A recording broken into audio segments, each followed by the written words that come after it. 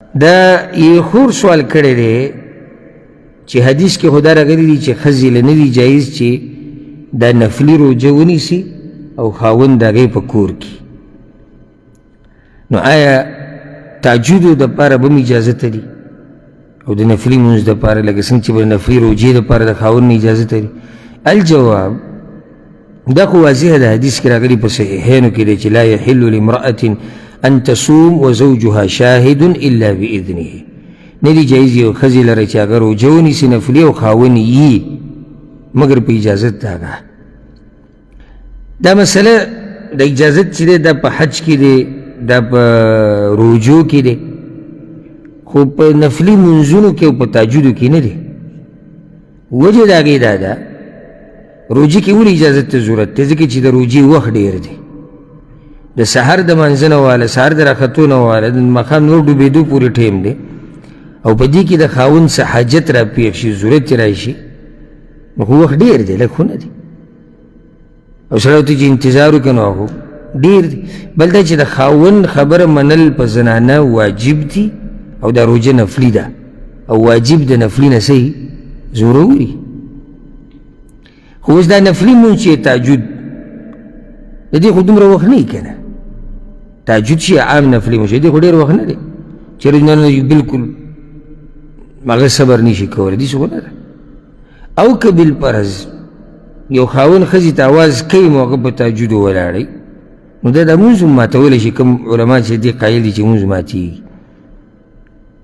او که نه وایي چې نشي ماتولی خو لنډولی خو شي که نه، مختصر دي کې سلام دی وګرځي، نو بیا هم دې کې ګنجایش هغه شتي. نو نفلي مونځ که هغه تهجد او که بل مونځ وي په دې کې زنانه دپاره د خاوند نه اجازت اخیسته دا واجب نه دي او نه لازم دي. والله اعلم. او بل دا فایده به ته ذکر کړو چې د خاوند هم پکار دی چې د زنانه حالاتو ته هم ګوري، دا نه چې صرف په سړی خپل ځان ته ګوري. زنانه په مانځه ولاړه ده، الله یادوي، د یو علم درس اوري، یو کتاب ګوري، دا خو لږ وخته پورې، دا خو نه چې هغه به یو ټوله ورځ کتاب ګوري او ټوله ورځ به ذکر کوي او ټوله ورځ لمونځ کوي.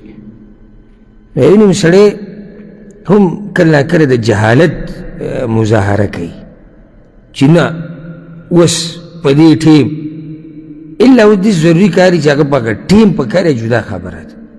نور سړي له پکار ده چې د ښځې حالاتو ته ګوري، د هغوی ظروفو ته، د هغوی عذرونو ته، د هغوی مسلو ته، د هغوی خبرو ته، صرف په خپله نه کې چېرې زه ویم چې داسې وشي. او دا راته یو نصیحت وکړم، هر چا ته چې خبره کوې که نه چې کوم مخامخ وي نو د هغه حالاتو ته ګوره او بیا خپل ځان په هغه ځای که که تا ته څوک داسې وایي نو څه به کېږي. نو زنانو ته چې کله خبره کوئ یا ورته څه کار حواله کوئ یا ورته څه خدمت وایئ نو دومره ورته وایئ څومره چې د هغې وس وي او څومره د هغې طاقت وي.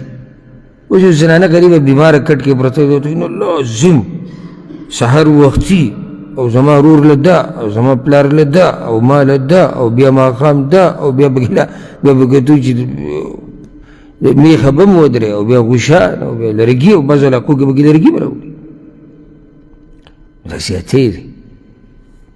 دومره خبره ورته کوه چې څومره د هغې په وس کې او دا خبره وس کې ده او که نه ده ته له عقل در کړی د ځان نه هوښیار خلک جوړول پکار دي، قمقلانو کار څوک نه کوي. دغه شان اوس ته یو ځای کې مشر یې او ستا لاندې نوکر دی، نوکر ته به دومره کار وایې څومره چې د هغه وسي. ستا خادم دی هغه ته به دومره خدمت وایې چې څومره د هغه وسي. الله په تا دومره بوج ږدي چې ته یې نشي اوچتولی، او هغه ستا خالق دی، ته مخلوق یې، نو بیا ته مخلوق په یو مخلوق څنګه دومره بوج ږدي چې هغه اوچتولی نشي. دا یو نصیحت و دی نارینهو ته.